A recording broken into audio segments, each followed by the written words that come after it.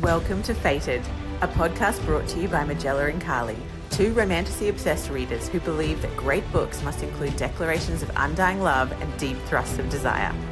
Diving into the spicy, smutty fantasy genre, we are here for both the rattling of stars and headboards, and our podcast starts with the worlds of SJM, but delves into other realms. Did we mention that washboard abs and wands of all kinds are welcome in this inclusive and magically charged space? No topic is off limits, and no one is forced to have only one favourite heroine. Welcome to Fated, where we are unabashedly and wholeheartedly hot and heavy for spicy fantasy fiction. It's time to sit down and smut up. Warning, spoilers ahead. Hello and welcome to the episode. I'm Carly. And I'm Magella.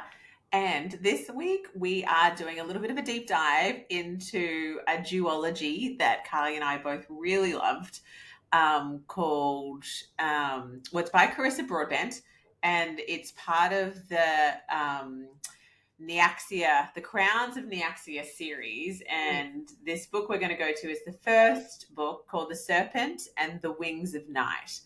And what's really interesting about this is it's actually like three planned duology. So within this same world, which is vampires, there are three separate stories, and each story gets two books. So we've finished the first section where we met and fell in love with the main characters. And then Carissa is releasing the next book in the series sometime this year.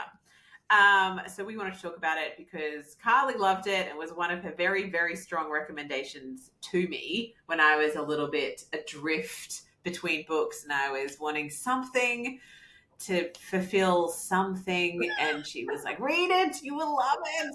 And I tried twice and I just couldn't get into it. And we will talk about this too, because I do think that you have to be really aware of what you're looking for in each book experience. So I think I had just come off maybe the ACOTAR series or something where I had just had this really big investment into characters and quite a big world. And I actually feel like probably I was seeking just more of them, more of those characters, more of that world. And so flipping into an entirely different world, I couldn't get my kind of teeth into it. But I'm very glad that I persevered because I do love it. But before we dive into that, I just want to hear, Carly, what are you reading? Kingdom of Ash. I'm at book 8. It's a big book. It's so a big book. But it's emotionally big, and it's also, I can sense in myself already, I'm about 300 pages in, that I both want to experience it and I want to know what happens because, oh my gosh, I've been hearing about it for ages from everybody. But also there's a part of me that's like, I don't want this to end and I don't want to say goodbye to these characters. There's this tension. So I'm like, go read, Carly. And it's like, no, because then it'll run out. So I'm deep in it, in the harrowing, heartbreaking, horrendous part that makes me want to throw up regularly. But Magella tells me I'll be through that soon. Maybe not. I don't know. Anyway, that's where I'm at. I should have asked you before. What are you reading at the moment? I just noticed on my Kindle it's told me that I'm on a reading streak, and I was just like, thanks. No, yes. I wasn't aware of that. I have been reading for 38 weeks in a row and 44 days in a row, and I'm like, I don't know how they, like, is that just, I just feel like I'm constantly on my Kindle, so I must have stopped and picked up physical books at some point, because I feel like I've been reading constantly for like a year and a half now, or almost 2 years since the beginning of the romantasy sort of adventures. So I feel like that Kindle is wrong. I disagree. It's definitely longer than that. I'm currently reading a book by a local author and a relic of magic and gold because I'm going to go see her talk tomorrow. And that's good. But I also feel like I've just downloaded Once Upon a Broken Heart by Stephanie Garber, because there's just been a lot of reviews about it. And actually as well, I just got an alert from Amazon that the latest Jennifer L. Armentrout book in a series has come out, but it's a compendium. It's so interesting. So it's literally like a guide to the whole series, the Flesh and Blood series. Okay. Let's dive into the Serpent and the Wings of Night, because for me, I read this in August last year. We are now in February the following year. So it's been a while. So you're going to just forgive me if you're listening to this episode and you're like, that's not the exact timeline of when that occurred. It was a while ago. And I read it after I'd finished the ACOTAR series. And I had Throne of Glass on my bookshelf. I had Throne of Glass on my bookshelf for nearly 12 months without picking that up. That's just appalling now that I'm in book 8. I'm like, how did I not read this earlier? But that's where I was at. So it was after ACOTAR, and I was looking for, those similar kind of vibes. I wanted to continue in romantic fantasy. I don't even remember where I got the recommendation or why I downloaded it to my Kindle, but I did. And I was going away with friends for a friend's 40th birthday for 3 days.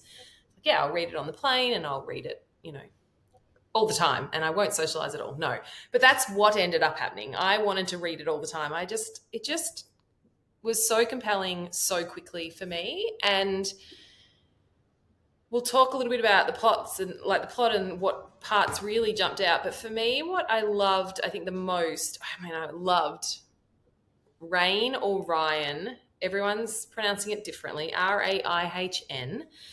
And Oraya or Oraya. So I was saying Ryan the whole way through.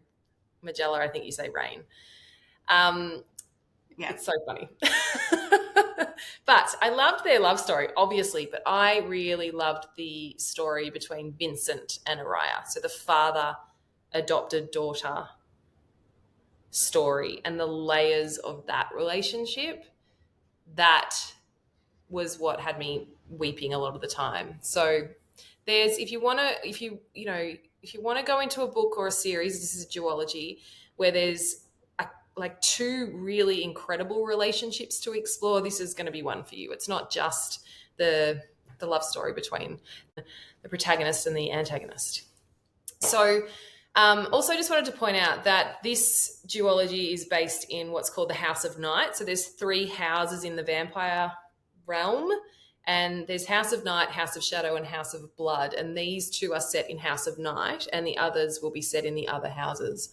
And those primary characters will apparently shift between. So we'll be able to, follow their story across 6 books. So similar to ACOTAR, Throne of Glass kind of vibes, which is really cool. And the other thing is that when I read Carissa Broadbent, no one was talking about her on TikTok, and I still don't believe there's enough hype on TikTok about her. Everyone's about Sarah J. Maas, rightly so. Everyone's about, Rebecca Yarros, rightly so. But I'm like, Carissa, everyone, you need to find this author. She's incredible. So that gives you a bit of context about when I read it. And so let's dive in. Do you want me to talk a little bit? I could do like a paragraph on the whole thing, not 4 sentences like you asked me in the last episode about Heir of Fire. But I could maybe do a paragraph that talks about the storyline. I think we could both do a summary, like a short summary, to see if we summarize it the same way, because I feel like in a summary you really have to pick the key points that happened, and I always think it's so interesting because I'll be like, this happened, this was pivotal, this will pivotal, and you'll be like, I don't even remember that happening. Like, did that happen? Because it's so interesting. I read the Victor and Oraya kind of relationship subplot. And yes. I was a bit like, yes, it's just giving us context for the main love. I think that I found Victor, I understood, Vince. It was a complicated relationship. But I just was a bit like, yeah, okay, cool. Just let me get to Rain. That's right. Less of this, more of him. Okay. All right. So the novel. So you do your summary. All right. So the novel, it follows it's in first person perspective of Oraya, who's 23 years old, and she's the adopted human daughter of Vincent, who's the Nightborn king. So he's the ruler of the House of Night Vampires. And being human in a vampire realm is quite risky. And so she, perceives herself as very weak as a human.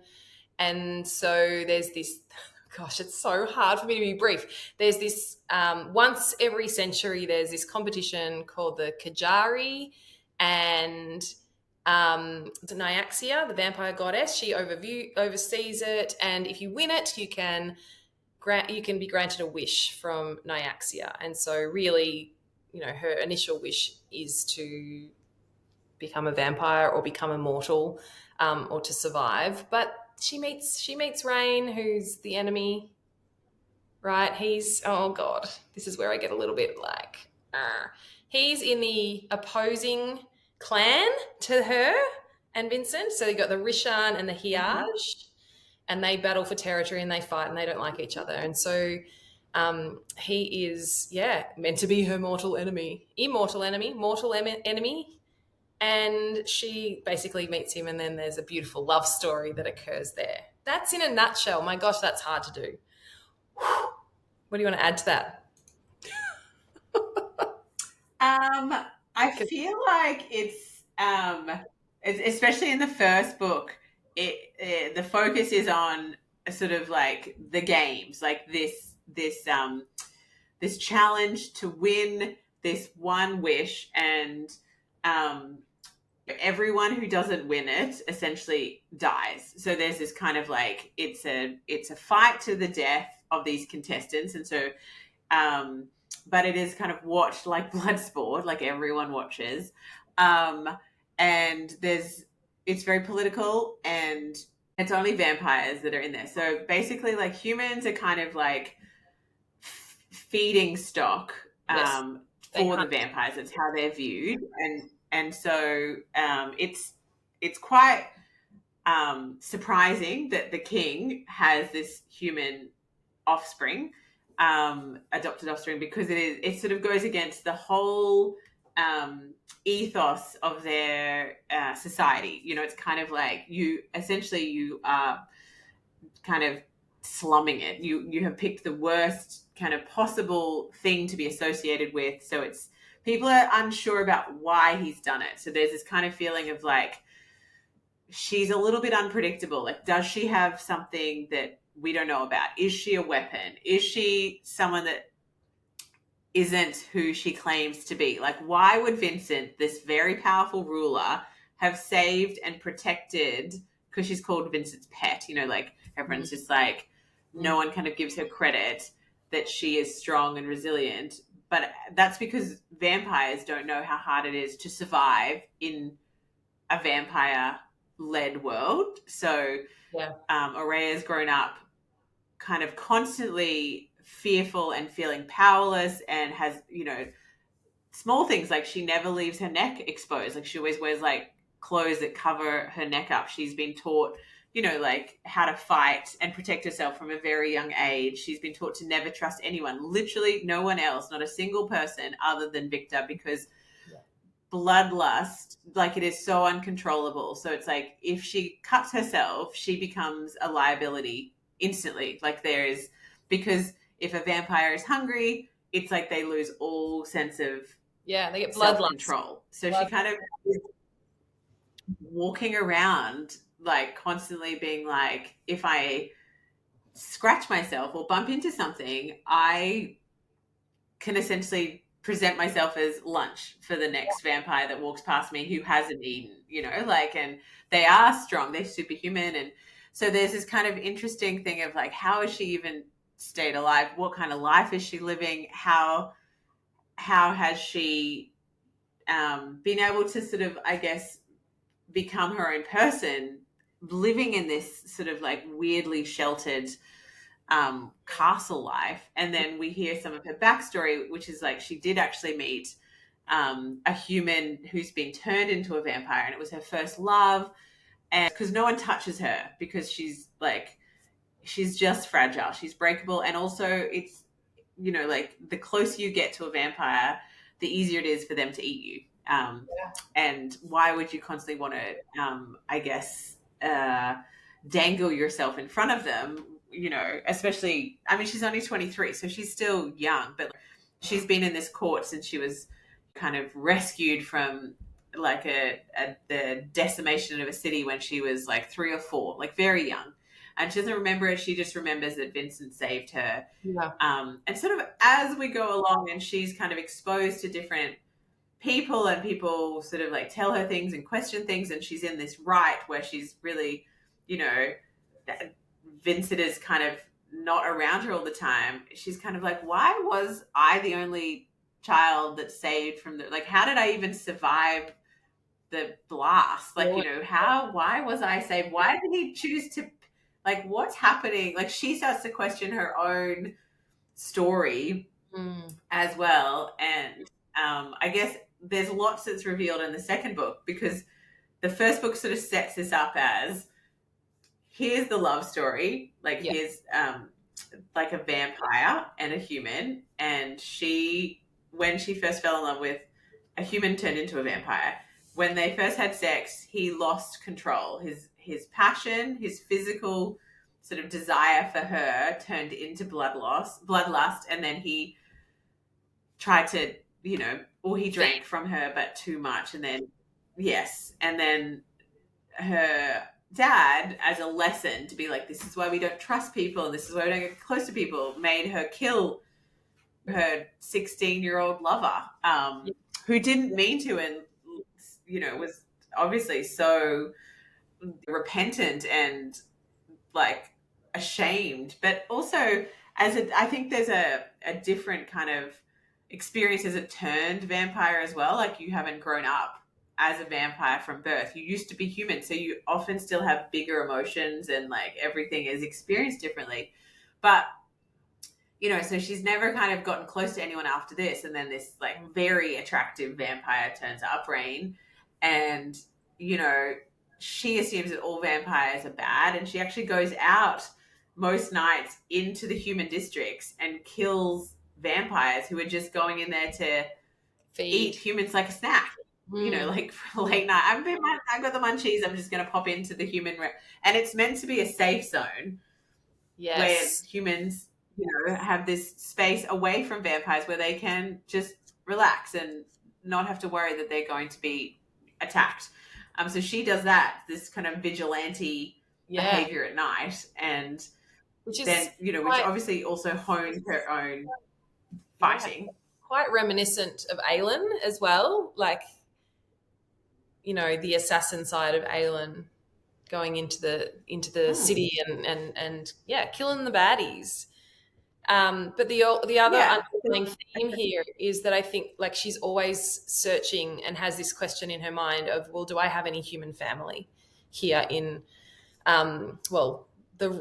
the town that was, you know, ruined and decimated by the Rishan rebels, which was Salinay. Like, do I have any family? If I survived it, did anyone else? And so that's underlying, and that's a real motivator for her to not only protect the humans, but to enter the trials, enter the Kejari competition, so that hopefully Nyaxia will give her enough power to go and search and be safe and do what she needs to do to find her connection there. So for me, I was like, I just love stories where there's a search for family, and whether like blood family.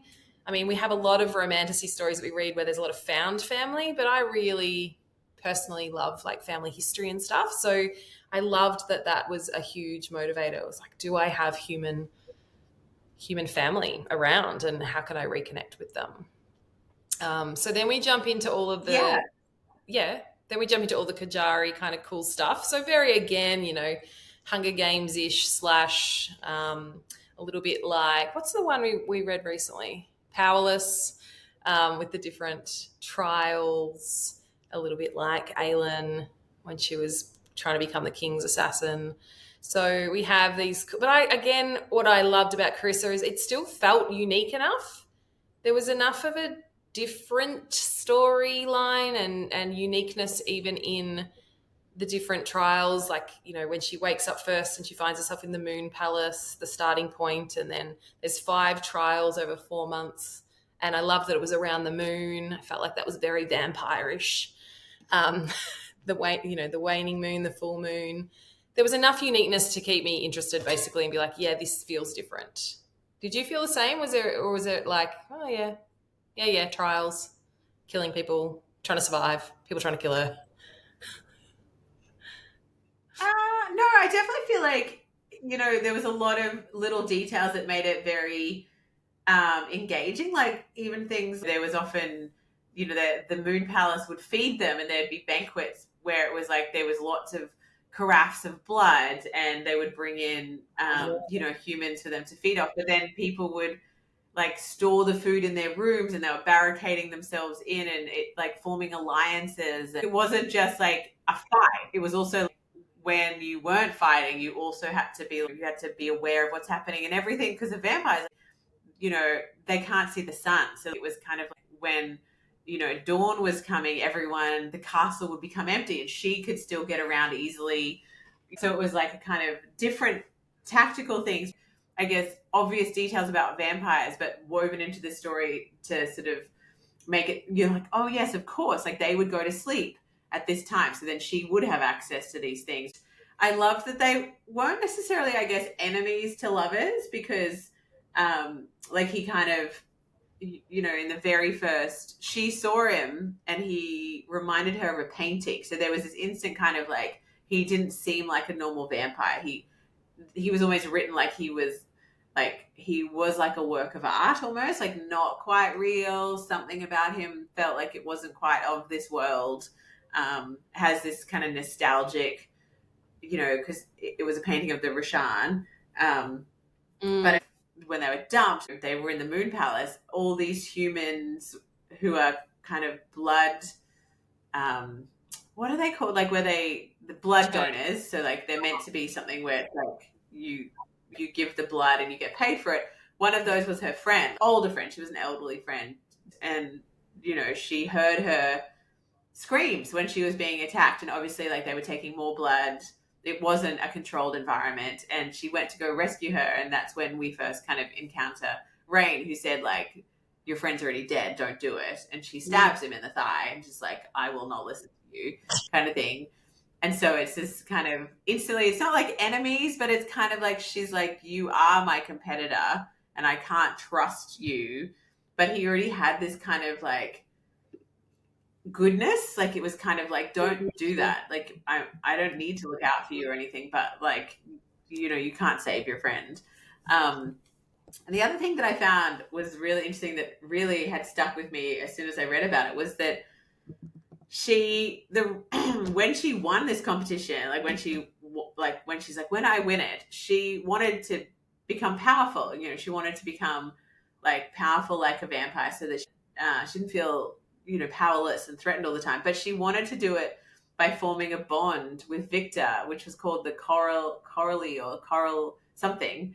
And it essentially like funneled his power through her and her power back to him. But she had been told her whole life that she didn't have any power. So she was basically, he's like, I will, if you ask for this bond, you should ask for this bond and I will give you my power.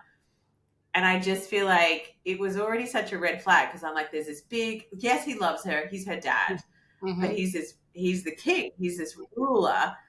Why would he say like, do this bond? Like, why not just say, yes, ask to become a vampire? Like, yeah, you know, so that you equal, like, why should we, like, and it's such an intimate bond. It's like literally, and I'm like, why would you want that with your dad? Like, is it, you know, then, and if one or the other dies, you die. So I'm like, then you're constantly like, I mean, that feels too close for me. I was just a bit like, this seems shady, you know, like what's happening here? Why do you want that sort of thing? And it was such a good, you know, when that kind of came up at the end of the trial of the rite, and that kind of transpired.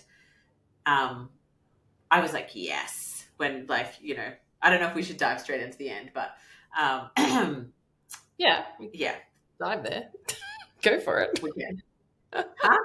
Yeah, someone just, because like after they've had this like whole kind of journey where, they do start to work together, and then, he kind of makes these like logical arguments of, like, you are a great fighter. All the other houses have kind of matched up. There's two of us, me and this other witch, and we seem to work well together. Why don't we just do it for the 4 fights, and then in that last one it's all people for themselves. And she was kind of like, okay, well, I do need to ally because I can't do this alone. I am a weak human in terms of like compared to the vampires. He does seem genuine, and I can learn his fighting style so that I know how to kill him at the end. And it was this kind of like this, he had this friend who was with him, and she was such a good person. It was this kind of like, why does she love him so much, and why does she respect him? And so they have this kind of like they become sort of reluctant friends, and they become very they really respect each other and start to admire each other. And then, obviously she starts to notice how attractive he is. He probably liked her from the get-go. She's got silver eyes and like black hair, and she just sounds really like the moon, sort of like the moon in the sky brought into human form. Yeah. And at the end, like, he has developed feelings for him. And so at the very end, after going through all these trials where they've, he's protected her and they've fought together and they've almost died to save each other. And by this stage, they have had some very hot sex, and they've climbed all over each other. And, he's basically like, in reverence of her, and she's never had that because she's never been touched again since this one night of passion. And now she's got this fully fledged 200-year-old vampire who is very hot. And unfortunately, his very sad backstory was that he was basically kind of like turned from human to vampire, just used as a toy in all senses of that word, like a prostitute and a blood bag, and someone to torture and to mock and to do all the dirty work and all these kind of things. So he's had a terrible, terrible time, but has also probably learned some great tricks along the way. And they have come to this final fight, and she realizes, she's like, I don't want to kill him. I'm going to give up my wish. And then he knows what she's going to do. And then he's like, you need to kill me because you need to live more than you are the better person. You can change the world. Like, really think about why you're wishing for this particular wish with your dad. Like, you could restore peace to the kingdoms, blah, blah. And so he kind of helps her kill him. Yeah. Because she can't do it. And then she uses her wish with the goddess to bring him back. Instead of being like, I want this wish. She's like, I wish for that not to have happened. I wish that he won it. And then in sort of this ultimate betrayal, in a way, but we realize the backstory later, but then he doesn't wish for something for them together. He wishes to get all the power of his kingdom back, and then he goes and kills her dad, Victor. Yes. Because he seems like a bad guy, except for with her. So you kind of see all the endearing qualities in regards to how much he loves her and cares for her. But we also see how ruthless he has been. And we find out all these ugly truths more and more along the way of the lies he's been telling Oraya and the half-truths and the things he's hidden and all these kind of things. And she has started to realize that all is not as it seems. And maybe there is something about her that she doesn't know yet, and that we find out would be a reason why she isn't. But we find do out we in this book? Great. And then you left cliffhanger style going, what the F? So Ryan I call him Rain, he usurps the throne, kills Vincent, usurps the throne, and because he has the heir mark on him, right? The heir, H-E-I, heir. Yeah. And then when Vincent dies, an heir mark appears on her body, revealing that she's actually Vincent's biological daughter. Desperate to keep her alive amongst the vampires who now want her dead because of the threat she poses. So Rain then forces her to marry him for protection. So she's she's gone on this huge ride of learning about herself, learning about her strength, and Rain really pulls that out of her. So, you know, a huge part of their love story is that he again sees in her, like so many of our beautiful, you know, fated mates, he sees her potential, he sees what's in her, and he doesn't let her get away with being the victim and the weak human. He's like, no, like there is so much strength in you. So he knew, he knows, he sees, and he strengthens her along this storyline. So then at the end, when, you know, she perceives this incredible betrayal and then is forced to marry him, we're left at the end of this book just like, what is she going to do? Is she going to rule with him because she does or did love him? Is she going to fight against it? What's going to happen? I just think it was the most, like, I just remember gasping so much at the end, like, did not see it coming. I never see it coming. I'm too swept up in the story. It's an incredible ending. Well done, Carissa. Like, bravo, encore. I was like, encore, let's go again. And I immediately downloaded book 2.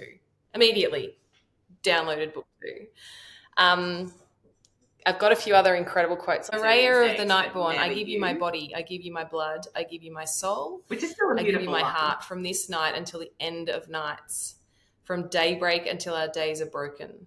Your soul is my soul. Your heart is my heart. Your pain is my pain. I bind myself to you.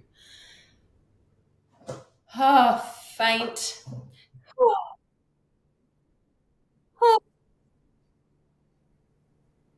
That was their wedding vows, yes. And it was so funny because then when she said her back to him, she said them all except for the heart bit, because she's like, it was kind of like her human heart was like unable to give that to him at that point, because he had just killed her first love, her father. And even though she knew that by this stage that there was definitely things about him as a ruler that he was not doing right, and that he was clearly, you know, hurting people or killing people, or, you know, I mean, that's the thing with the vampires. It seems that like the ruling vampires, they kill all the threats to anyone who could take their throne, take the air mark, take their power. So they not only like often kill their own children, but have like kill their cousins and brothers and uncles, and like, I mean, and Victor, we find out later in the next book, but you know, what he did to get the throne. Oh, that's not great that he did that, but I can see that he did that to protect her. That's awful that he did that, but I can see he did that because he loved her.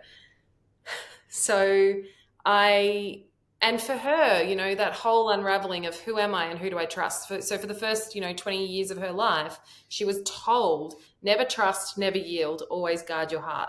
That was like repetitively told to her, never trust, never yield, you know, always guard your heart.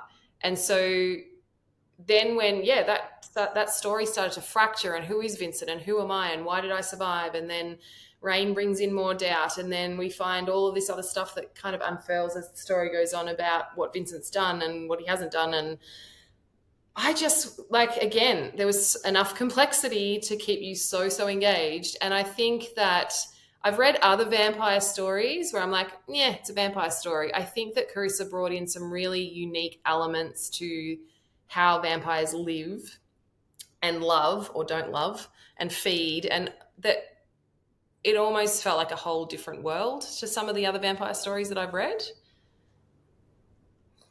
I struggled to get into it, but I think that was because I was seeking just like another book in the same series of, once I was ready for a new, I guess, story or new characters, it was very easy to jump in because you were like, keep going, try. I thought this was going to be an absolute yes banger, but it was timing. I just had to trust. Yeah, it was definitely timing. Yeah, and I think that like there are some gruesome elements about vampirism. Like there's definitely, as a human, it's unsettling to see. Like they are often just like laid on the table as the meal, so that the blood is still warm, and then people just drink from the wrists and the throat and the thighs and the ankles. Like it's a bit like, I guess it would be if we put like a live cow on the table and it really like you're like, woo!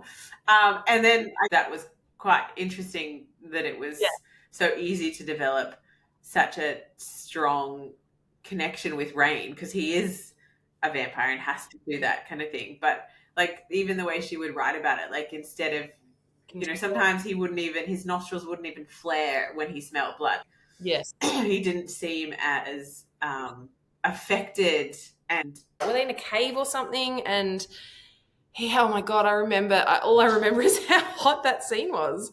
And he had to, in the last trial. Yeah, so they had released them, like taken them in the middle of the night again and released them, and they'd released them and they'd also restricted all the food for the last 2 weeks in the palace. So everyone was starving, and then they dropped them into this like area where there was all these deer, but they didn't know it, but the deer were poisoned. And so Oraya had seen that because they had been dropped in. So she's like, I have to find him to save him before he drinks this poison, because it seems to make them crazy and fight each other and not care. And so he had been injured fighting off one of these crazed vampires, and she was like, don't eat the thing. And so he was injured and starving, and she's like, you need to feed me. And he was so respectful. He's like, you are on top, here's the knife at my heart, so if you know, like if I get out of control, you can just kill me, and we will do it super slowly, and I'll be so gentle. And you know, and of course then it turned like into this very horrific scene. I do remember that scene very vividly in my mind. And some other things that he would say, like, you're the most stunning thing I've ever seen. And he always used to say, there she is, there she is. She stabbed him like the first time they met, so he's like, there she is, there she is. From her dad. Oh my gosh, I could go on and on. There's so many parts of this book that I absolutely loved. And again, I just think she needs more hype. That's and people need to read more of them. And I'm excited for the next 4 books. There's also, is this the one that had the novella, 6 Scorched Roses? Yes. I read that at Christmas. It's about vampires. And that's a very prequel, I think. But look up anything from Carissa Broadbent. She's got quite a few books. You have all the trials. If you want, you know, family dynamics, conflicted hearts, sexy, protective, sweet love, complex and tragic characters, incredible female main character. Magic. Good summation. Good summation of why. Sounds great. Ciao. Thank you so much for listening. We hope that you felt like you were eavesdropping on a conversation that you have been dying to have with someone to discuss all the tiny details and possible plot twists of the books that you've recently read. Perhaps you don't have someone to chat to after you finish one of those epic books, so please give the show a follow, and we would be honoured to be your book-obsessed friends. But mostly though, we hope it was fun, it gave you a giggle, it made you gasp, or encouraged you to pick up a different author. Please share it with someone who you think would also love it, and drop us a review, letting us know what you loved and what you want to hear from us in the future. We will be back with another episode soon. Happy reading.